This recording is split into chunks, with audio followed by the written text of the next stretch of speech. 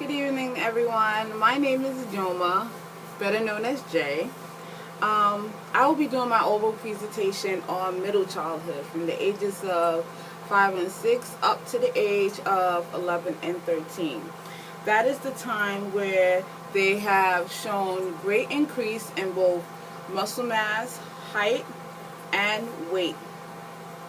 That is also the time that they have developed the skills of critical thinking and social and internal characteristics, which means that's when they start to know themselves and know their peers, get around the time basis, figure out what they like and what they don't like.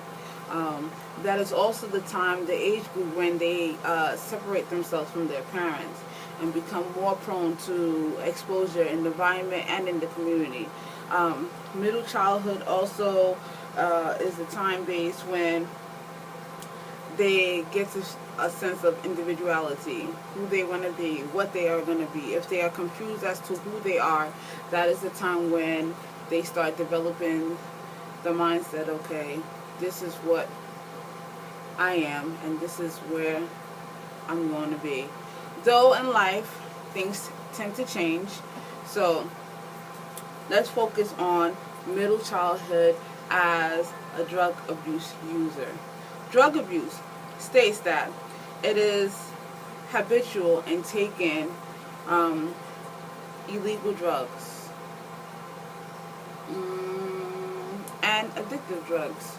Addictive. Let's talk about marijuana. Let's talk about crack cocaine. Let's talk about alcohol. Those are all associates of being a substance abuse user. It's habitual and they keep doing it over and over. I am going to be focusing my oral presentation on the peer pressures of family slash friends, financial stability, what they like, what they don't like, and the excitement of being a substance abuse user, especially at that particular age. Throughout the course of the presentation, I am going to be giving multi-dimensional examples from the standpoint of a resident and from the standpoint of me, who is the counselor, and then combine the two together. So let's begin. As I've stated, a drug abuse user is an addictive person addictive drug which they're taking over and over. It's become habitual and they like it. That's why they keep doing it.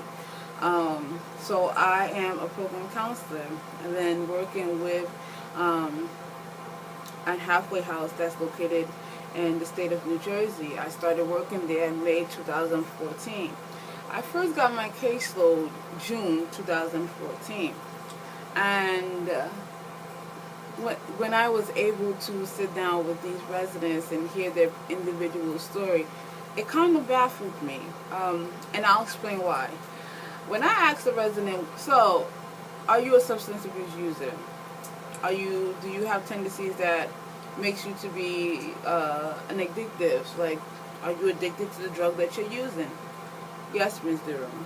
So when did you start taking drugs? When did you start using? I started using at the age of 6. I started smoking. I had my first cigarette at the age of 7. I didn't get my first try of smoking weed until like the age of 8. And it continues on that. And so, how did you get involved? Well, I had an older uncle. My brother used to do it. I used to stay back there and watch my uncle. My sister was heavily involved in drugs. Actually, one of her children came out being positive to cocaine in his and her system. And the story keeps going on and on and on and on. And I noticed that was the particular trend that was going on, which, by the way, was very, very interesting in why I chose drug abuse. Now, drug abuse in the family slash friends. Drug abuse users, drug abuse sellers. There's a big difference, but the two are connected. Let's talk about drug abuse as in the family. I had a particular resident who stated that his brother used to smoke weed. And he was just like baffled. He was surprised. He wanted to experience what is it that his brother was experiencing. His brother was in another state of mood, a state of mind. Sometimes he was happy. Sometimes he was giggly. He would laugh unconditionally, and so he wanted to feel that, and so he started using drugs at the age of 8, and now he can't stop. Though he's locked up in the system, he does, the mentality to go back to smoke is still within him. The pressure of the family, selling drugs. Mr. I sold drugs because my mother, she worked 3 jobs and she couldn't keep up with her bill. I sold drugs because it was fast money, lived the life that I wanted to live, and so on. I used drugs because everybody around me was using drugs. I didn't want to look like the oddball. Okay. Drug abuse with their peers. Being the outside individual. Also states that peer pressure plays a huge role in why middle children, especially within elementary school and high school, will be using drugs. And it's on the rise. More and more kids are being tested for drug use and coming out positive in high school, which will lead to them eventually selling drugs and dropping out of high school to have a sense of maintenance. I had a resident who stated that he sold drugs because he wanted to assist his parents and keeping up the bill. Everybody wants to pay the bill. Everybody wants to pay their bill. So they do what they need to do in order to get the money they need to pay the bill. So, an example of that. I had a resident who sold drugs on the living. He was a pill taker, illegal drug. He loved the high of it. He gave me an actual calculation, and at one point I became really, really confused. I couldn't understand whether or not he was actually taking these drugs or whether or not he was selling the drugs. But when I came to the conclusion and finally said, "Hey, stop it. Tell me what is it that you're telling me?" He stated that he was an actual user. And it was spontaneous. He was 17 years old, and he figured out a master plan on how to go about attaining these drugs. And for one pill, he probably get for $100. But how he was able to get it was the genius behind it. He would have his girlfriend, by the way, who was over the age, I believe she was 24 at that time, go to her doctor and get prescription medication. And each prescription medication she got from him, he will pay her $200 for each prescription. Just do the math on that. It was 81 milligrams, it was 100 milligrams, oxycodone, this, that, and I became baffled. And when I came down to him to ask him, "Hey, why are you using these drugs, especially at the tender age of 17? He said, "Ms. Durrell, everything in the family was going wrong. I just needed this to escape." He needed the drug to escape. He has a daughter who is also a pill taker, and she's only 11.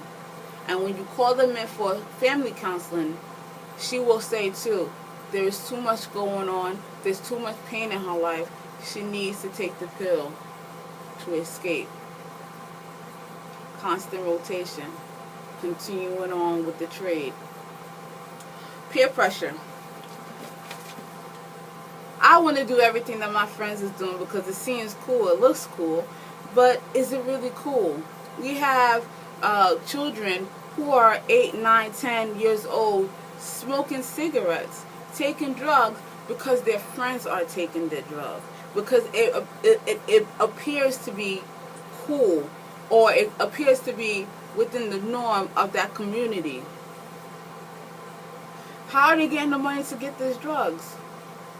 Who is giving out these drugs?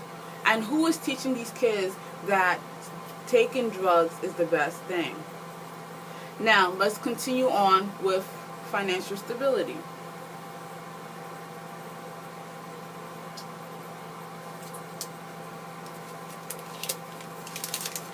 It's quick money, baby. Quick money. Quick money. Quick money. I love the fast life, Miss Drew. It is such a thrill. I love the fast life. I gotta have the latest Nikes. I gotta have those. I gotta support my daughter, new LeBrons. She gotta have it, even though she's only 2 years old. She gotta have it. Financial stability.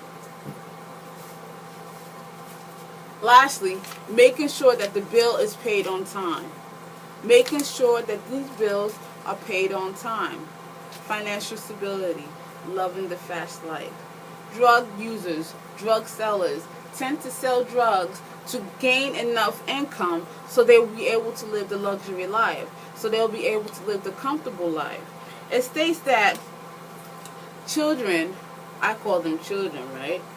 Because at the tender age of 11 years old, are less likely to be caught with drugs on hand, which will less likely be thought or assumed or accused of having drugs on hand. So they use the children to carry out their job. I had a resident at this particular time who is up for a release, current situation, and in the facility, he has done absolutely nothing. He doesn't come to group. He doesn't attend lectures. He doesn't meet his counselor. He doesn't speak with his counselor. His main focus is, Ms. Drew, when I leave out of here, I'm going to keep doing what I need to do. Tell me how that sounds. When you ask, what is it that you're going to do? He said, I'm going to go back and do what I've been doing that landed me back here, because regardless of whether or not I am a drug seller or a drug user, there's money involved. And Ms. Drew, look at me. Look at me. I am an ex-convict, a criminal. Nobody's going to take me serious. I'm good at what I do until I get caught. So I'm going to keep going back out there, sell the drugs, get the money, and take care of my family. So the main motto inside the head is, with the end in mind, is to take care of their family by any means, even if it means to go right back out and sell the drug. Being a drug user, being a drug seller, works hand in hand. The high involved in using drugs, according to them, has both a positive and negative outlook. I want to focus on the negative, but let's start with the positive first. During this time that we are looking for a sense of individuality, we are exposed now to the environment. We are now thinking critical that we are able to make our own decisions based on our individual choice, based on we are accepting whatever reprimand that follows along with it, and we're just going to do what we want to do regardless. So, I had a resident that was going up to be released, maybe give or take about in a month or so. And so when I sat down and spoke with this resident, asking for his individual plan on what he hopes to achieve once he's reintegrated back into the community, he told me that there is no hope for him and that there is no sense of future for him because he will always be labeled as a criminal. And although he did not directly say that he was going to go back into selling drugs or using drugs, the intent was there. His particular case was a little disturbing. He used drugs. He started using drugs at the age of 9. That was the time when his mother and father separated. He became depressed. He didn't have anyone to talk to. His self-esteem had ultimately dropped low. And so The only thing that was useful at that time was using drugs. He explained that he started out first with marijuana.